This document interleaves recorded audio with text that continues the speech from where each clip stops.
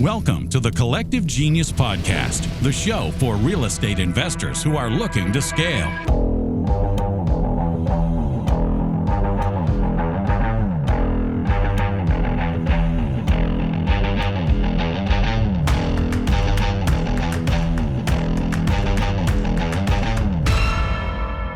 Welcome back to the Collective Genius Podcast. I am your host, Leon Barnes.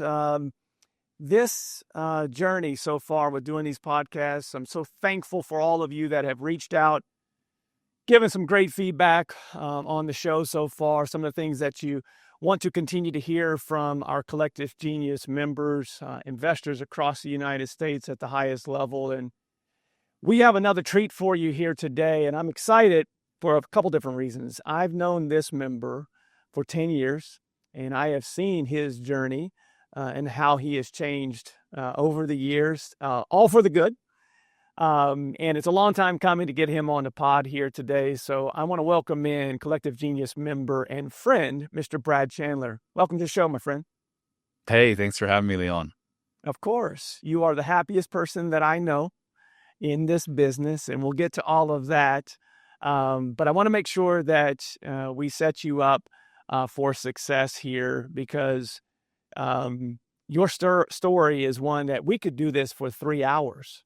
But we want to fit this into, roughly 60 minutes here today and tell as much of your story as we possibly can.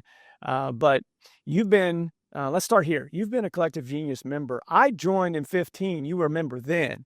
So how long have you been in the group, my friend? I think it was 14, actually. So 11 or 14, years. Yeah. 11 years in the group. You've seen it change, obviously, a lot. You've changed a lot. Let's start with, so those that don't know you, let's start with where you operate out of and what your model is and what it is that you do as a real estate investor first, and then we'll get to the second phase of your business as well. Sure. So we operate in the DC metro and Baltimore metro markets. We've probably done deals in, 15 different states, but of the 4,500 deals we've done since 2003, 98% of them have been in DC, Maryland, and Virginia. We up until 2017, we didn't know about wholesaling. We thought you had to fix and flip everything. So that's what we did. In 2017, we shifted our model and we did all wholesales. We didn't buy one property, I don't think, in 2017. And then we started to slowly inch back into rehabbing. So we probably, try to do zero, but we end up doing probably 25 to 30% of our volume ends up being taking it down and doing some type of renovation, whether it's, lipstick or $150,000 renovation. So when I first met you, in 2015, you were one of maybe two, maybe three. I don't think Dan Lane was in at the time in Nashville, but you were one of the only ones that was doing television advertising at the time. And I'll speak to the power of this organization and the power of members like yourself. You didn't know me from Adam, but you made sure that you came to me to help me. And you helped me specifically on when you did a presentation. You may not even remember this. You did a presentation on your give, I think, was marketing and specifically advertising on television. And we were the only other ones in the room that were doing that. And I remember showing you our commercial, and I remember you saying, "You need a jingle." And I don't know if you know how powerful that was. We immediately went home and did a jingle on our television commercial because you took the time to watch the commercial, give us some feedback. And that's the type of little things, those little changes like that. I was in the grocery store 2 weeks after that jingle was added, and everyone saw my logo on my shirt and immediately started singing the jingle. That's how powerful these relationships are. And it changed. And it's still to this day, that business has a jingle on the television commercial. I don't know if you remember that. Honestly, I don't. But it speaks to, you in general, first meeting you back 10 years ago, when you first joined this group, and I want to go farther back from that, but I don't want to leave this. When you first joined the group in 2014, What were you looking to gain from it? Because obviously you were one of the bigger players in the room, a flipper that I remember. What were you looking to gain from it? I mean, everything I was trying to gain back then in my life was just more money, because I thought that's what would bring me peace and happiness. I can remember having the call with Jason Medley, because he called me. I don't even know how he reached me, but anyway, we got on a phone call, and my biggest fear was, oh my gosh, I'm going to go into a room with a bunch of people who didn't know what they were doing, and they were going to take all my shit. Right? That's kind of my scarcity mentality back then. And wow, it didn't take me long. I got in there. I was like, "Whoa, God, do I need to make a lot of changes to my business?" Mm. It's interesting how things have changed. Back then, 10 years ago, everyone in the room was sharing, but they didn't want anybody else in their territory. They were just like holding, like, I can't share this with anybody in my market. I've seen that change, and more people working with each other in their backyards, more so today than ever before, because as we know, there's not many secrets. It's just usually execution. Right. I know you're a Virginia Tech grad. What did you go to school for? And what did you want to be? In Wisconsin. Don't leave out the Bucky. Oh, that's right. That's right. So you did both Wisconsin and Virginia Tech? Uh-huh. I got my MBA in Wisconsin in 2000 in real estate, actually. And Virginia Tech graduated in 95 with a degree in residential property management with a concentration in real estate. All right. So you're the first. You're the first on the pod that actually wanted to do real estate. What is it that you wanted to do with those degrees? Well, in ninth grade, I read a book by Robert Allen on how to buy real estate with no money down. And I knew I wanted to do real estate because he made it clear in there that in real estate, you had an unlimited income potential. So what I wanted to do with those degrees was make a lot of money. Yeah. Why? Where did that come from, Brad? Where does that? Were you poor growing up? Were you? So I was. I had a very interesting childhood in that respect. Finances and money were a major issue, point of contention in my household. My mom had and still has a very scarcity mindset around money. Save. And to her credit, she's done an amazing job financially. When my parents got divorced when I was 10, she was like 40 years old. She had like $3 in her checking account, and she's just been really frugal. And as a nurse, she's retired now, she's in her 80s, but she did really well financially. My dad, on the other hand, she used to say he'd earn a nickel and spend a dime. He literally spent everything. I mean, he died 6-7 years ago, and he was insolvent. He had made millions of dollars, but he spent it all. He spent it all. So lots of conflict around money. And then ultimately, which we'll get into more of my story, I had this false belief that money would buy me happiness, but money would buy me worthiness. I didn't feel enough. I didn't feel worthy. My dad showed his love through money. He wasn't very affectionate. He wasn't the guy who took me to my doctor's appointments and sat down and did homework with me, but he provided a lot financially, and that's how he thought that you got worthy, is by making a lot of money. He shared his love with you by sharing money and buying you things. You got it. Yeah. Okay. So we'll get to that, because there's a lot there to unpack. Step into onto my couch here, Brad. There is, I have not, that you're the first person I've talked to. There were others that in the group that wanted to be entrepreneurs, but they didn't know what the path was. They just knew they didn't want to work in a corporate setting. You specifically in ninth grade said, I'm going to do real estate.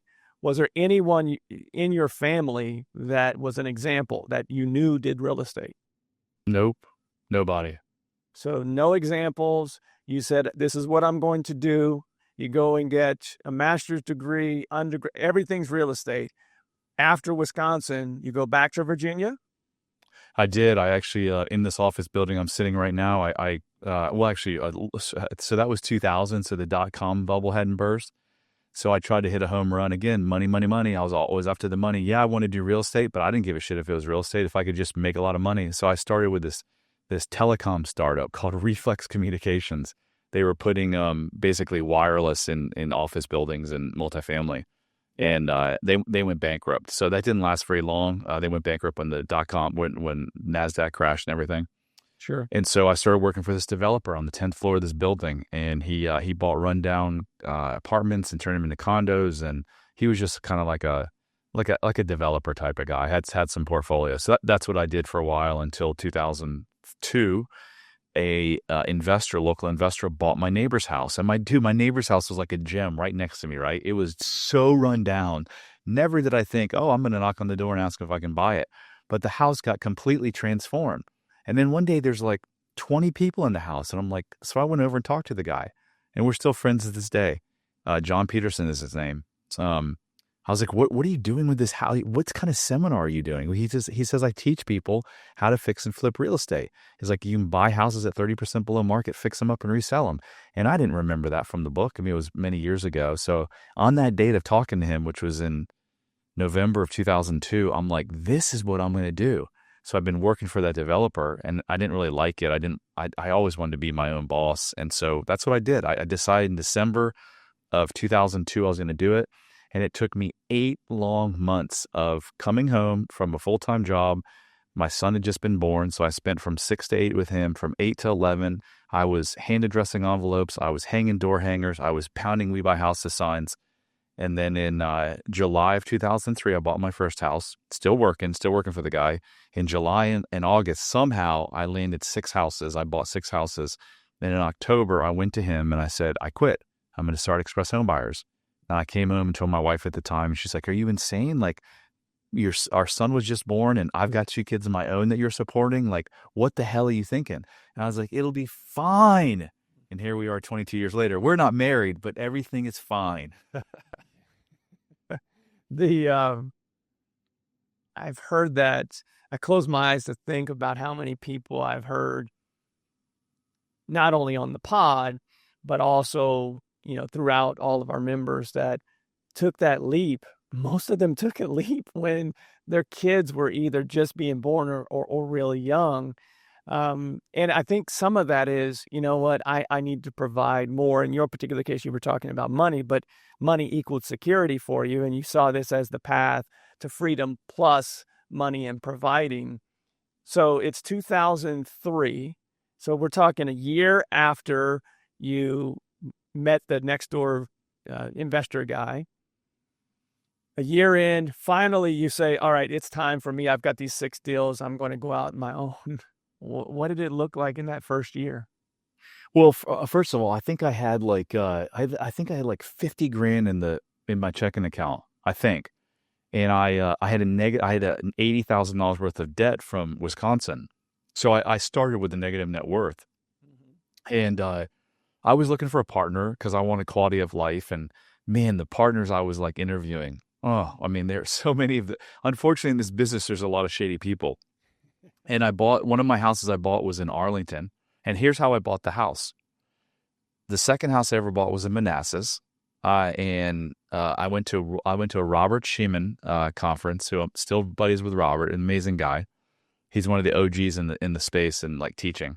He's like, if anyone you ever talk to, just ask them, do they know someone who wants to buy or sell a house? So I had this first house in Manassas.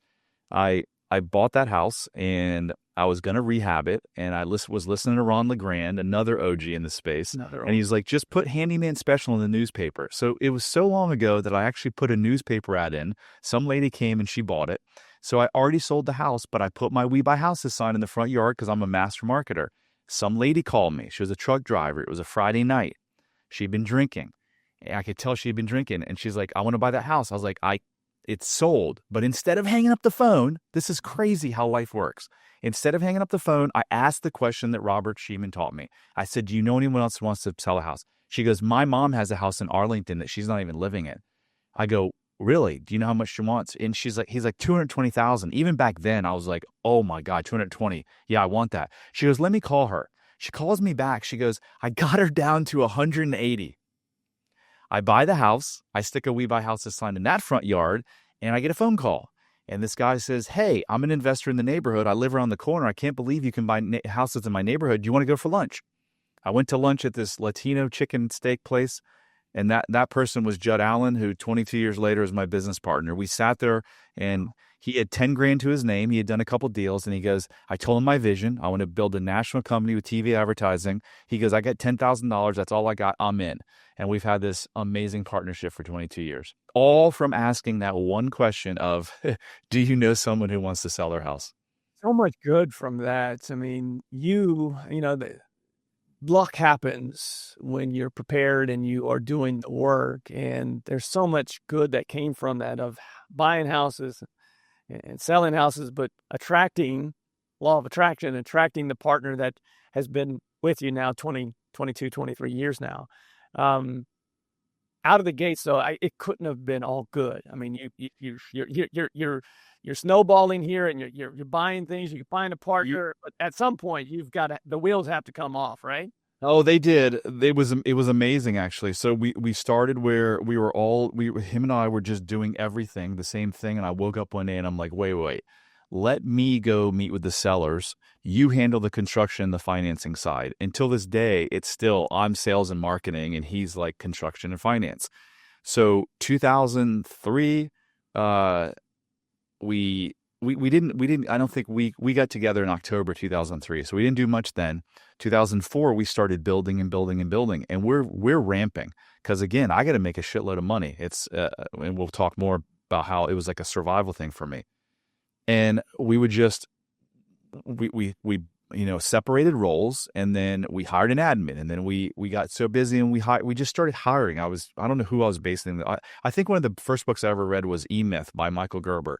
It was all about how you want to systematize your business. Rather, it doesn't matter if you want to open one store or 5,000, operate your business like you're going to open 5,000. So we steadily grew. 2005 comes. In the first 5 months, Leon, of 2005, on paper, we netted $1.5 million. So I'm thinking, I'm the smartest guy in this space. I don't know why everyone else is so dumb, and I'm going to be retired soon. I'm going to blow this business up, and I'm going to be retired. I'm going to play golf and drink on the beach all day. In the summer of 2005, we bought 3 development deals. We bought a multi-unit in Adams Morgan. We bought a townhouse in near the XM satellite headquarters in DC, and we bought a house in North Arlington. Those 3 deals, we ended up losing $3 million on. And one of them took us like 9 years to fully extricate ourselves from that. So that was when the wheels came off. And so we didn't really make any money for the next probably 2 years because we were paying the millions of dollars off of that. And then 2007 hits. But we stayed in business, and 2007 hit, and then things went crazy, and then they went back up. And there's been a couple times where I can remember being on, I think it was Christmas Eve, like talking to my partner, thinking about calling a bankruptcy attorney many, many years ago. There's been a couple times where like, how are we going to make this? And every time it's like, we're going to make it because we have to. I'm not going back to work, and I've got to feed my family. And so here we are, 22 years later, probably in the best position we've ever been. Let me ask one follow-up. If you had it to do over again and you teleport it back to that summer when you bought those 3 deals, what would you have done different? When you ask that question, are you saying anything in my life, or are you strictly asking the business decision? Yeah, those specifically, for what made you do those, and would you have still bought them knowing what you know now? Because there's some lessons to be learned. It's very expensive lessons, obviously. Yeah. What have you done differently? I bought those places because I saw those places as an opportunity to make a bunch of money. And at the time, I was thinking money equals security. Not security in the sense of I'm going to feel safe, but security is in like life or death. To me, having money was a survival thing. At 10 years old, when my folks split and my dad moved out, my mom was a nurse, hardly making any money. And there was a point in time where she told this 10-year-old boy that we may lose the house and have to move into public housing. The public housing that she's talking about, I'd visited with her. I'd heard there were shootings there. I mean, this is Charlottesville, Virginia. This isn't the Bronx, but it doesn't matter because that's all I knew. Sure. There were shootings there. So my 10-year-old brain likely said, if you don't have money, you move to public housing and you die. So 95% of your behavior on a daily basis, you come home and you drink a bunch of wine, beer, you kick the dog, you shut down with your wife, you eat too much. It's all driven by your subconscious thoughts. They control 95% of your daily behavior. Well, I had no idea. So here I am, I'm buying these deals completely reckless. I mean, this is how reckless we were. This is insane. It's not insane. That's a judgeful word. It's interesting. The one house in North Arlington, we lost $923,000 on it. We were going to buy it, knock it down, subdivide the lot, and then build 2 houses. We'd never built a house. Frankly, we just got into business, for God's sakes. We didn't know. We could have pulled the title report, and if someone would have known what we're doing, they would have seen that the lot was a corner lot and you couldn't subdivide it. We lost $923,000. We lost close to $1 million on the townhouse near XM Satellite because we're like, we'll just put another level on it. We didn't think that you had to go to zoning and get approved. So those were all driven by this underlying thought of I'm not enough, and if I can just making $30,000 for a house, that's not going to do it. I need to go figure out how to make $1 million or $500,000 a house, because that's going to make sure that I'm safe and people will love me. Brad, the reason I asked that follow-up was you gave a better answer than I even expected, but I wanted to point that out and just pause there for a second, because no matter what level you're at, if you're listening to this, people that listen to a podcast like this or in the community, they want to continue to grow and scale. And it means something different for everyone. And I want everyone to continue to accomplish all their goals. But there are a lot of people, especially the younger investor, that I see going, you know what, making $2, $3, $4 million a year in this transactional business, whether that's single family, wholesale, hotel, novations, fix and flip, what have you. It's, hey, Leon, I'm ready to move on to the next biggest, best thing, because that is boring, right? What you're describing there is you had this model, you just were in the business and you were successful, and you jumped into something that you knew nothing about. Not to say that you can't get lucky at times, but at the end of the day, you knew nothing about that, and you had this very successful model that you needed more. And there's underlying piece of that you mentioned, just for your survival. But there are so many people I talk to that say, you know what, this $2-3 million a year on this transactional type business, it's not for me long term. You would know better than me in regards to where that comes from internally, but I just didn't want to gloss over it, because there's something very special about this business of mastering what you do. And then if you want to go on to the next best thing, have someone that has been down that road to help you with development or subdividing, those type of things. Yeah, we should have gotten a partner and given up. But again, I couldn't give it up, because if I gave up any money, there goes my security. There goes my sense of self-worth.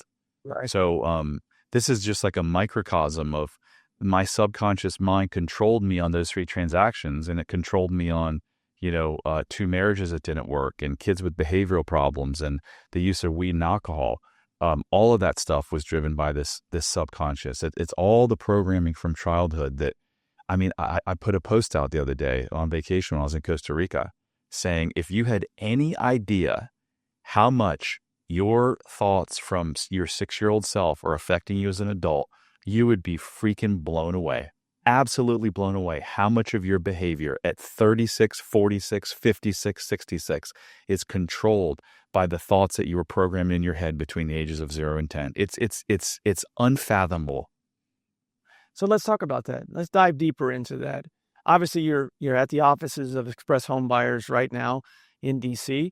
It's your business, but there was a time, I don't know the exact year, that I think we all saw a change in you, something, a dramatic change, where you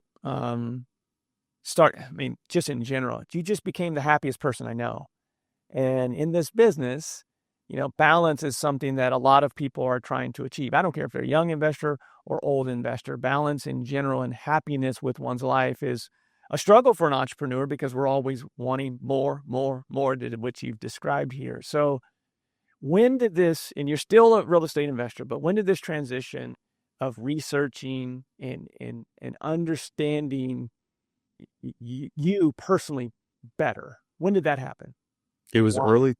early 2021, and my son had severe anxiety, and I was ironically on a call because of someone in Collective Genius. I talked to him, Robert Nickel, an old member, Oh, wow. and he's like, "How you doing?" I was like, "Dude, my life is so amazing with the exception of one thing." I was like, "My son has really bad anxiety," and he goes, "Oh, you got to talk to this lady." So I'm talking to this lady, and within 5 minutes, Annie, she's like, "Brad, you have a tick." And I'm like, "What are you talking about?" She's like, "You blink like crazy when you talk about your childhood." She goes, "You might have some unresolved childhood stuff that's actually affecting your son's anxiety." And I'm like, "Me? No way." That's like, my childhood wasn't that bad. Number one, that's what everyone says. Of the 100 clients I've taken, probably 2 of them said they had a bad childhood. Um, and secondly, I've been a single dad and I'm a really great dad. But if you think so, okay.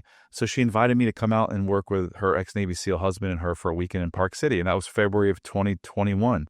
And in that course of a weekend, it was actually a 3-hour session laying on this bed in the Airbnb bedroom. My life forever changed. And I came back, and that's when the switch flipped for me. I came back, and I was such a different person, and my life had changed so profoundly that I started sharing my story. And people were like, "Oh my God, you're really good at this. I'm getting more out of you than my therapist." And I started studying under some of the world's best people. And I transitioned from real estate mostly. I was only working an hour a week for years into a happiness coach. I help people who had work addictions, drug addictions, alcohol, racing minds, OCD, depression, anxiety, bad relationships. And probably going to ask, well, what happened over those 3 hours? That What was happened? the follow-up. What happened over those 3 hours is this. I recognized and solved a thinking problem that I had. Every single problem in your life right now is a thinking problem. And that thinking problem was developed between the ages of 0 and 10.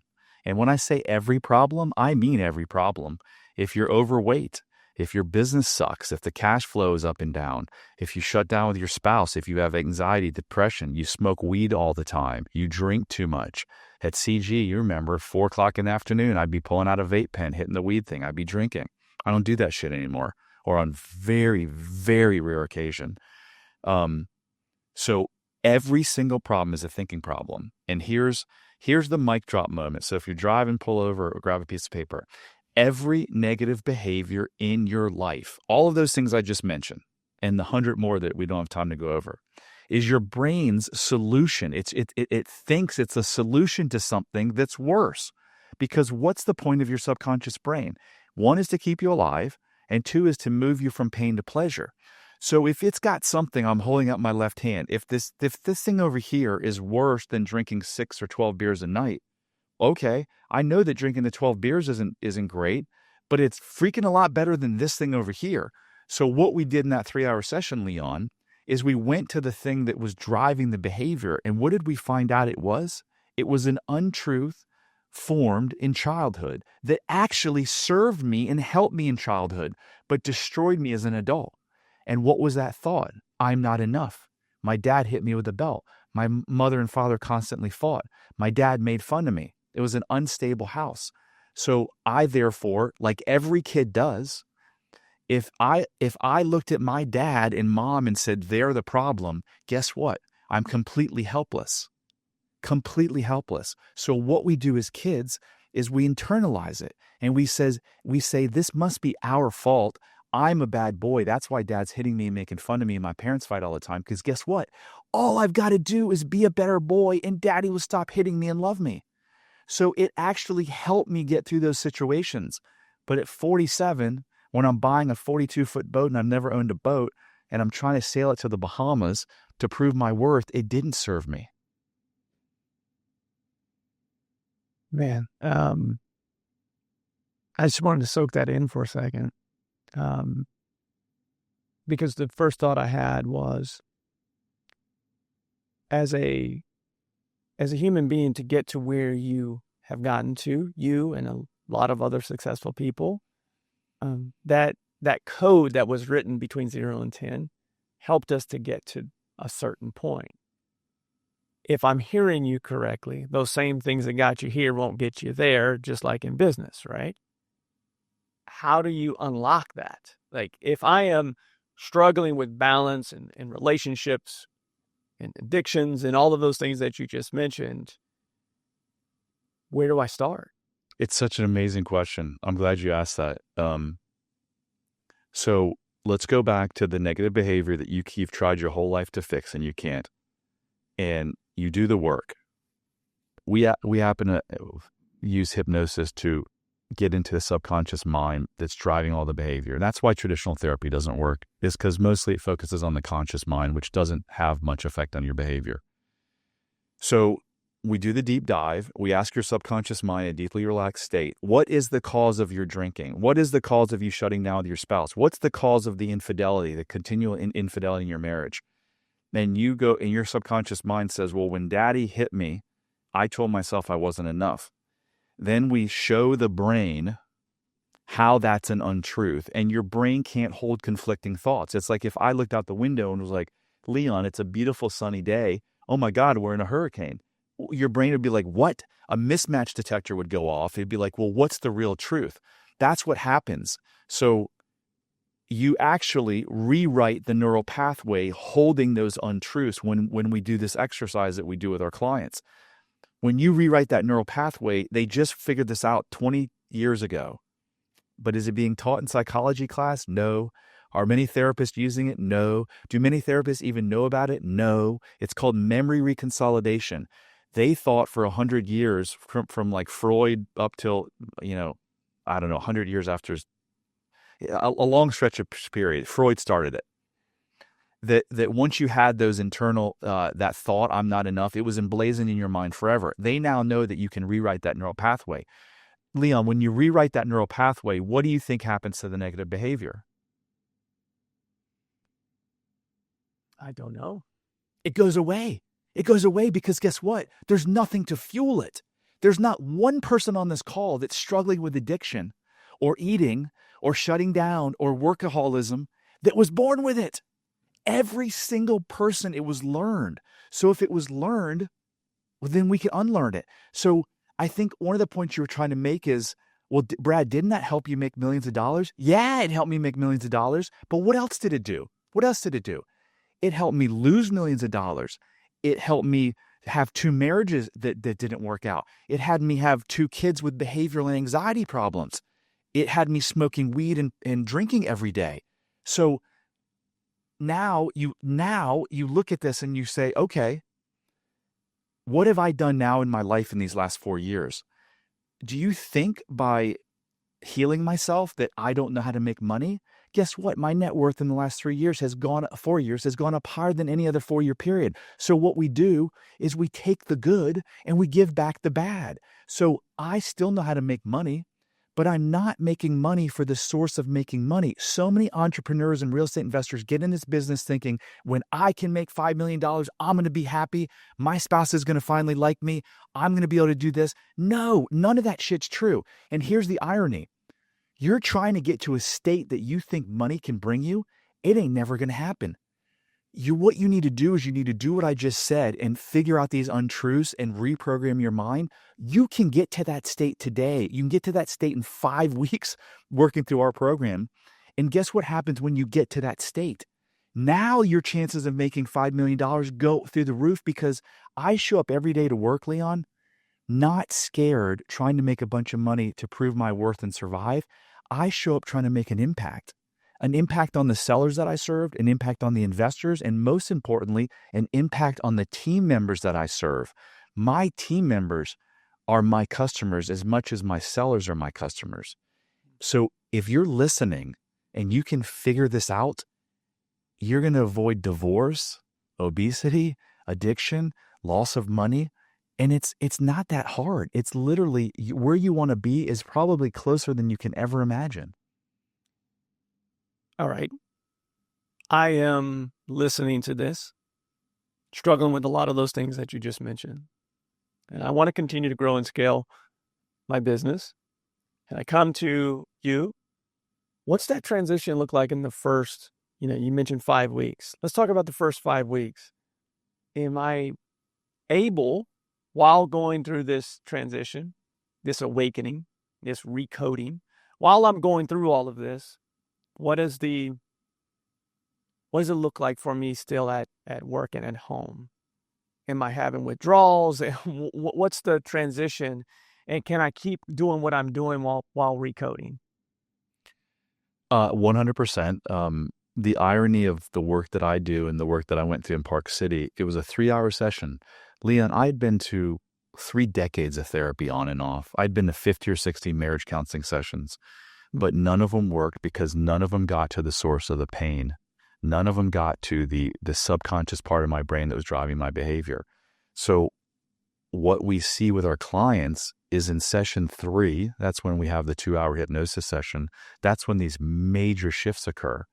I've had clients, I won't mention names, this person who in the first session, he was like, oh my God, had this enormous breakthrough. So the things that change are you start processing things differently. And usually everything changes in a good way because these thoughts that you think are serving you, the I'm not enough thoughts in my head, they didn't serve me. They served me as a child. They didn't serve me as an adult. So no, it's not like you're going through a lobotomy where we're taking out your brain. All we're doing is finding that neural pathway that holds these untrue thoughts from the meanings that you placed on things in your childhood. Because I can assure you, this isn't about blaming your parents. Your parents did the best they could given what they went through. But now, if you have children, they didn't ask to be brought into this world. You brought them into this world. You have an obligation to provide the best life for them that they can. And how do you do that? You break the multi-generational curse that we're involved in. What does that mean? It just means we keep passing it down, just like my parents did to me and I did to my kids. How do you break the multi-generational curse, Brad? You teach your kids how to love themselves unconditionally. How can you teach your child how to love themselves unconditionally if you don't love yourself unconditionally? And I know there's going to be so many people that listen to this, like I would have, the old Brad 5 years ago. If I'd have listened to some guy saying this, I'd have been like, this is a bunch of woo-woo, frou-frou stuff. I love myself. I am confident. I love myself. And I don't give a shit what anyone thinks. Well, guess what? It was all a lie. If I didn't give a shit what people thought, I wouldn't be smoking weed and drinking every day. I did care. And I didn't have high self-esteem. It was all just a mask I put up to protect that little 6-year-old boy. So if you're listening to this, I developed a quiz for you. I developed a quiz for the old Brad. It takes 3 minutes. UnlockLimitlessYou.com. Go click on the quiz. It's 12 questions. It will tell you your level of self-love. Extreme self-love, mild self-love, or lack of self-love. If you have mild self-love or lack of self-love, I promise you every single area of your life is negatively impacted to some degree. Your business, your health, your relationship with your kids, your relationship with your spouse, your significant other, all of it. And all you have to do, the only reason you lack self-love are these untruths that you're telling yourself. Some of you know them and some of you don't. Like me, I didn't know them. It was all buried in the unconscious. All you do is do the reprogramming. You jump to extreme self-love, and then the entire world is now different. I told you all this would be a different pod, different than that we've done to date. Now, let's talk practical. You just gave a practical example with understanding where you're at by the quiz. We'll make sure those get in the show notes, that URL. We'll plug it again here at the end of the pod. So I've now taken this test. Give me a practical example. I'm listening to this and I'm still not a believer yet. I take the quiz. You've worked with a lot of people. Give me those practical applications that they start to see results on from a business standpoint first. Let's just start there. Give me a practical example of application of this change and how it can help business. Yeah. So, a member, the only time I ever, like, I take this confidentiality as strict as if I was a doctor. I'm not a doctor. The only time I ever mention people's names is when they've publicly come out and done testimonials or reviews. So there was a client in another mastermind you guys are involved in, Family Mastermind, and he came to me with like severe racing mind, anxiety. And 6 months later, when he did his testimonial, he goes, Brad, I came to you thinking, how can I make this investment? And is it really worth it? And he goes, I look back now, I have doubled my income in these last 6 months. And on top of that, he got rid of the anxiety. His relationship with his kids completely changed. His relationship with his wife completely changed. So I'm going to give you what's happened in my life because I think this has been the biggest impact. The old Brad would come back from Collective Genius, and he'd tell his wife at the time, that Mike Osborne guy is so smart. He makes so much money. I'm such an idiot. And she was like, stop saying that. You're not an idiot.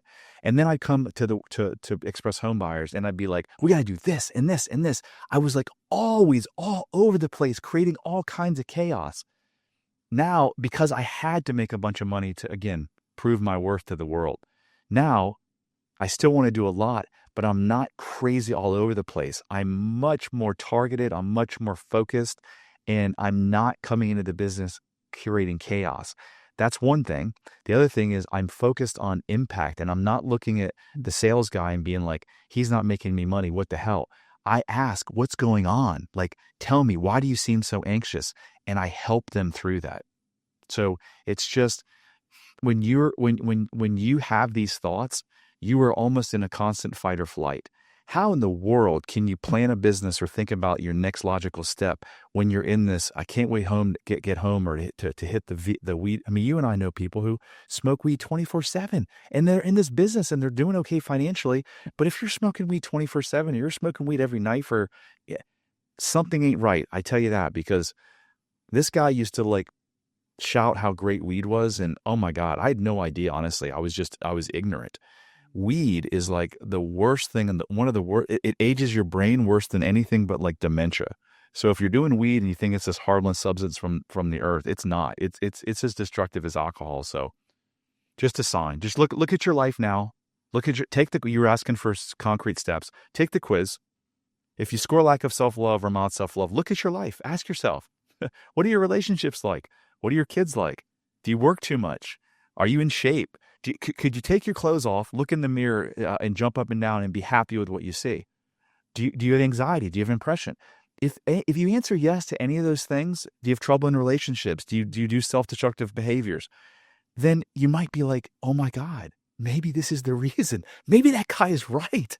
Maybe he's onto something here. Maybe he's crazy right now, but once I go through this, I'll realize that he's not crazy.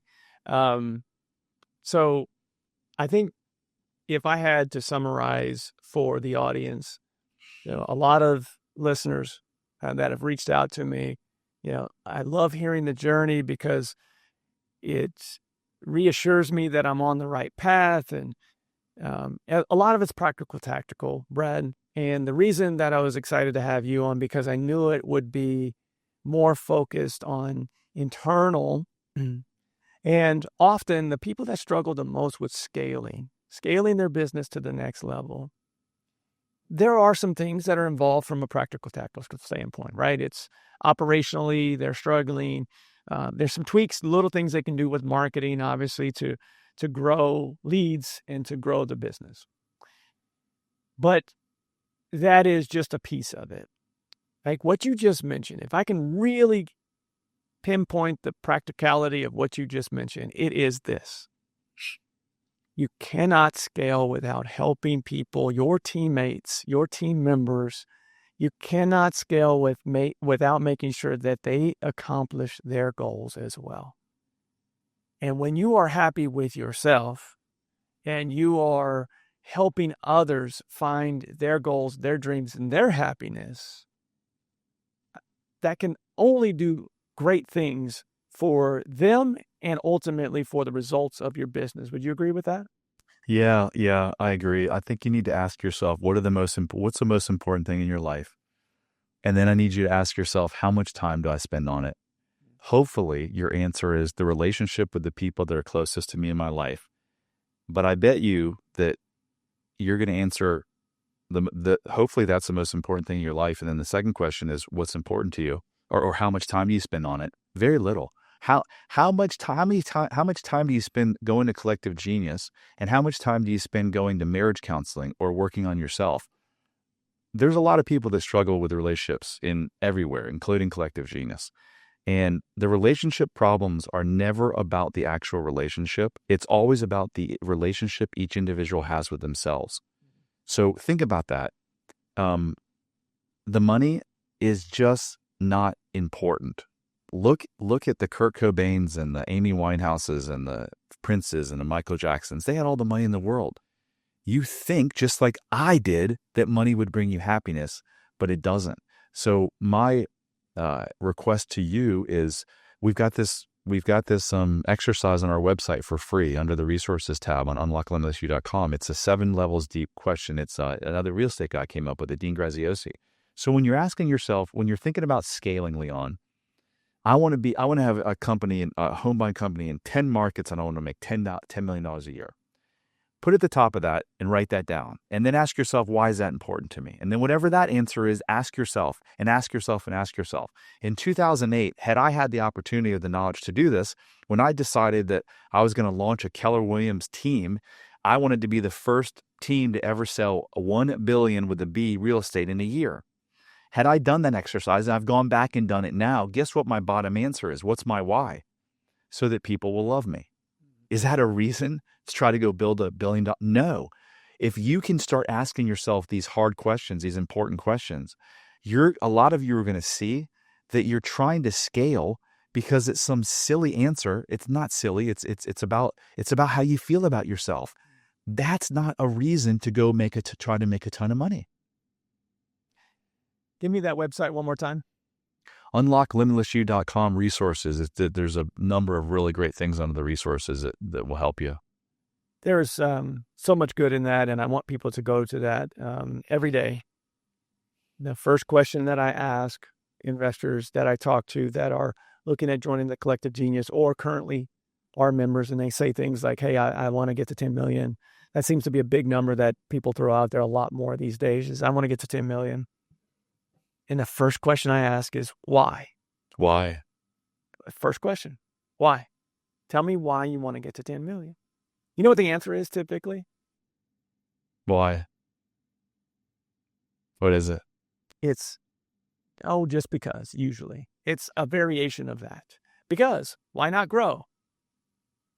They just throw out an arbitrary number that they've heard from someone else, or there's no reason behind it typically, other than I'm A-type personality and I want growth.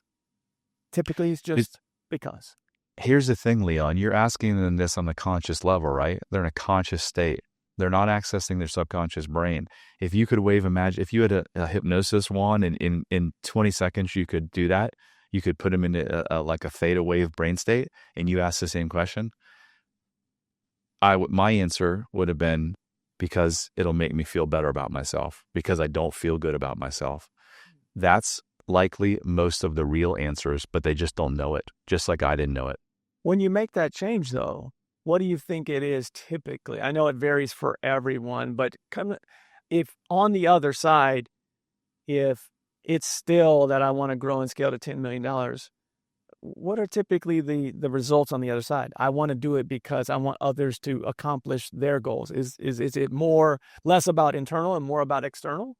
Well, I'll give you my goals now. Well, I don't have a dollar amount. I am motivated to make a lot of money now, because the more money I have, the more impact that I can make.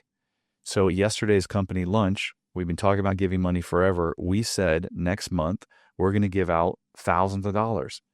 You're going to come to us, and as a team, we're going to vote on it. You're going to say, this kid needs a scholarship, or this person needs a new wheelchair, whatever it is. That's what motivates me now, because the more money we can make, the more impact we can make. And I think if we have this conversation in 2 years, I'm going to make more money than I ever made, because now it's being driven by the right reasons, and it's something that I'm purposeful. Not only your purpose, but your team's purpose. Team's the purpose. Culture that you're building. You want to talk about building culture, like foosball tables and ping pong tables do not define culture. Those type of things of the team backing. Why do we do this? We do this because look at the impact we're having in our community. I feel good about it. Like that, I mean, if you take nothing else away from this pod today, just lean in on that. Well, here's another thing. Let's say you have 10 employees, 1 employee, 50 employees. Some CG members have hundreds. Have them take the self-love quiz. You have a lot of people in your organization that are struggling with addiction, depression, anxiety. Do you think those people are performing at their most productive level?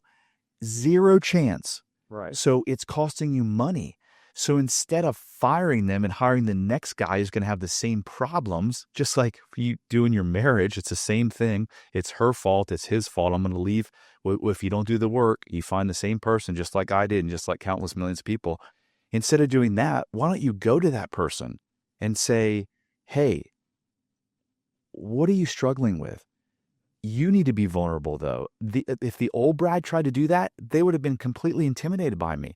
Now I go to talk to people and, I make a big impact in their lives because now I can help them through those, and now they're way more productive. I've identified people that had major anxiety that no longer have major anxiety. Do you think they're producing more for me? Of course so. Of course they are. So if you have employees, there is zero chance that because this isn't like a couple people out of 100. This is 98 or 99 out of 100 people have some type of belief that's hidden in their subconscious from childhood that is negatively affecting their performance at work. You can do nothing about it, or you can do something about it and completely change your company. Love it. Absolutely love it. Obviously, you just mentioned that your goals for Express Homebuyers is obviously you're going to make more because your purpose is defined.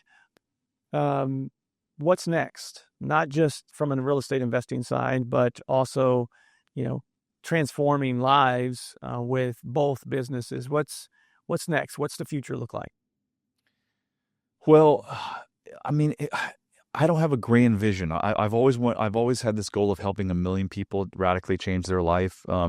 I am huge into AI right now. I probably spend an hour or 2 a day researching AI. I think that we can build a AI platform, like an app that can help millions. The girl in India who's about to commit suicide and has $4 to her name. I want to help her. So that's one of my goals in the next couple of years, is to use AI and technology to be able to create something like that. Otherwise, for Express Homebuyers, this company now exists for the employees, the team members, and I want to help them get better in every area of their life. And I think by doing that, we're going to create this really, really freaking awesome company. Love it.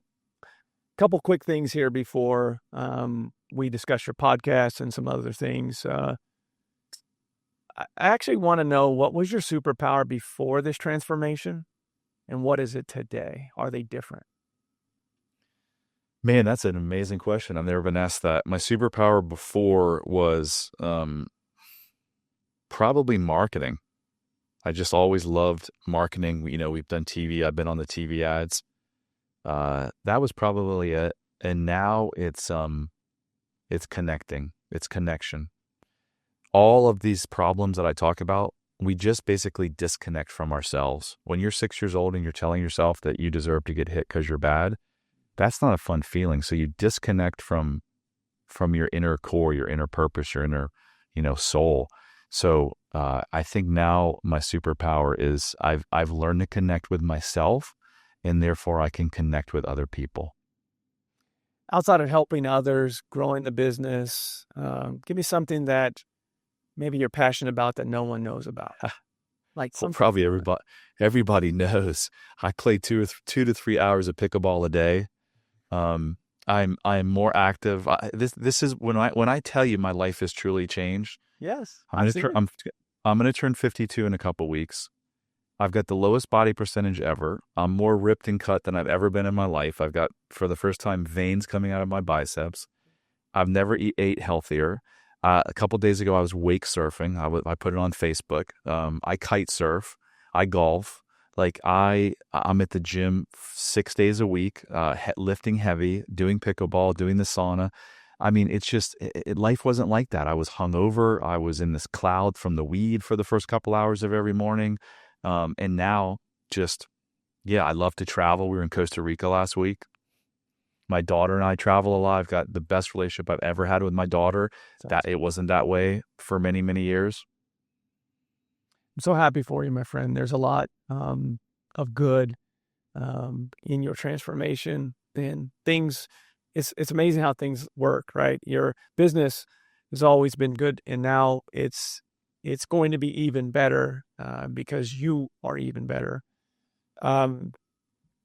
You mentioned E-Myth on the business side early on, a couple other books from a business standpoint. Obviously, you have a lot of resources, which we'll highlight here in a second. Any books for this specific transformation that you're talking about going through with Annie and Larry and now your own? Is there any books that you would recommend for those that are trying to understand themselves at a higher level and define and figure out what their happiness is? So I'm holding up a book. Actually, before I talk about this book, there's another tool. It's not a book. It's a kind of like a PDF called the Joy Regenerator. Again, free on our website. And it basically teaches you how to process negative emotions. When you have negative emotions, you're in a fight or flight and you're not in a joyful state. I've now done this so much that what would have taken me 3 or 4 days to get out of a funk now takes me, 3 or 4 minutes or 3 or 4 seconds.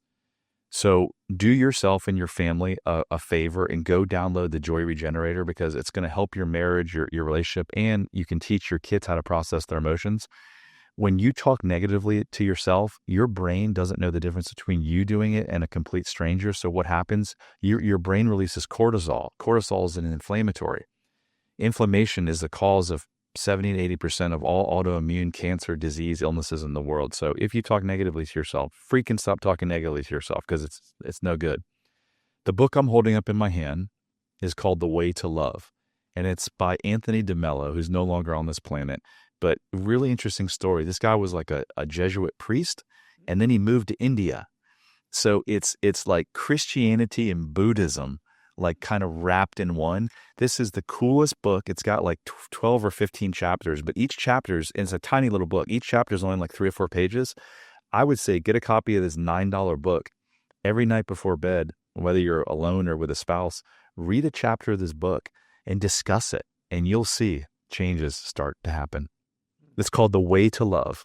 The Way to Love. By Anthony DeMello. Thank you for that. It's a good one, especially I like those 3-page chapters. All right. You've got a podcast. Let's talk about it. What happens on the pod? How to be happier for entrepreneurs. We bring people who have overcome major life struggles and transformed. We bring in healers. We bring in psychologists. We bring in doctors. We quickly got ranked in the top 2% worldwide. So super proud of that. So most everyone listening is an entrepreneur. And look, you don't have to be an entrepreneur to get something out. I told you my superpower was marketing. If I said how to be happier, that's not very niched, right? My marketing consultants were like, you got to niche down a little bit. So I was like, all right, we've served a lot of entrepreneurs. I'm an entrepreneur, so let's do that. So yeah, it's if you at all resonate with this material, but you're not ready for some reason to take the leap, listen to the podcast. And I think what's really important is I didn't place blame on anyone here, right? The problems that you're encountering, they're not your fault. They're all from the shit that happened to you between the ages of 0 and 10. And if you're like most people and you're like, well, there's nothing wrong with my childhood, I can't tell you the hundreds of people that I've heard. And then in the first 5 minutes of me asking questions, I'm like, go ahead, tell me a little bit about it. Yeah, mom and dad were loving. Dad worked all the time. He was, he got up at 7 before I woke up, and he came back at 10. I'm like, ding, ding, ding. Mom was really loving, but she was depressed. She drank too much. There are so few people that had a perfect childhood. So what I want to tell you is it's not your parents' fault and it's not your fault. Whatever you're dealing with, remember, it's your brain's way of preventing. It's a solution to something it thinks is worse. However, let me caveat that. Now that you've listened to the Collective Genius podcast and you've heard me speak, it's your responsibility to do something. You don't have to. You can keep going. You can say, this guy's way too frou-frou for me. I'm going to keep drinking my 6-pack and be alone or be in shitty relationships. Or you can be like, you know what? Maybe this guy has something. Someone is going to listen to this podcast and take the step that's going to forever change their life, their business, their health, and their family for generations to come. Is it going to be you? Love that. The podcast is, again, How to Be Happier for Entrepreneurs on every major platform. and the website is? UnlockLimitlessYou.com, because that's what you are. You are limitless, and the only thing that's keeping you back are the thoughts that are in your head. And your social media handle, just in case people want to reach out to you? If you go to unlocklimitlessyou.com/Brad, it has everything, including my cell phone. So if you're struggling, if you're really struggling, please pick up the phone and call me. No strings attached. I'll help you. I'm in this world to make an impact, and if I can help you, I will. Brad, always a pleasure. Learn a lot of, we talk a lot at meetings, but I feel like I got more today, obviously with the 60-minute conversation, than I typically get in a 5 to 10-minute conversation. So anything else you want to leave the people with? No, other than if you're suffering or struggling, you're probably a lot closer than you could imagine. You probably have tried everything, and or you think you've tried everything. And I would just say that I've walked in your shoes. We all have to some degree. And the life that you're capable of, you probably can't even imagine how good it could be.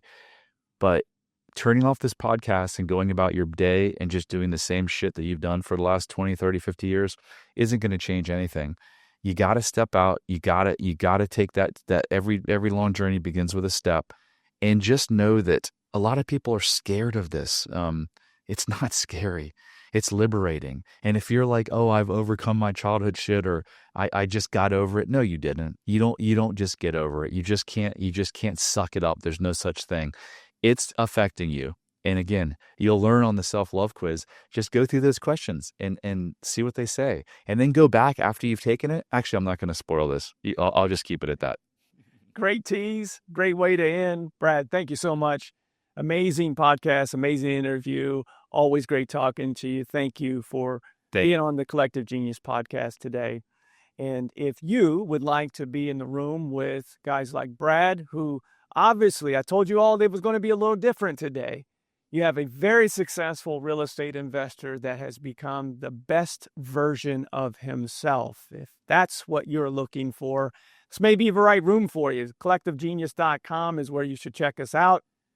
Obviously, like I mentioned at the beginning of this podcast, really appreciate all of the likes, the reviews, and sharing of the pod. We want to help as many people as we possibly can in this industry and beyond. So if you could do that for us, cgpodcast.com, you'll find us on all of the platforms, as Brad was mentioning about his pod as well. Go out and support Brad and continue to like, subscribe this podcast as well. Looking forward to seeing you here real soon at our next meeting, Brad, and looking forward to seeing all of you next week. Have a great day. Are you ready to scale your real estate business? Visit thecollectivegenius.com, where real estate investors come to scale. Subscribe to the Collective Genius podcast and hit the bell icon to be notified when our next episode releases. And thanks for listening.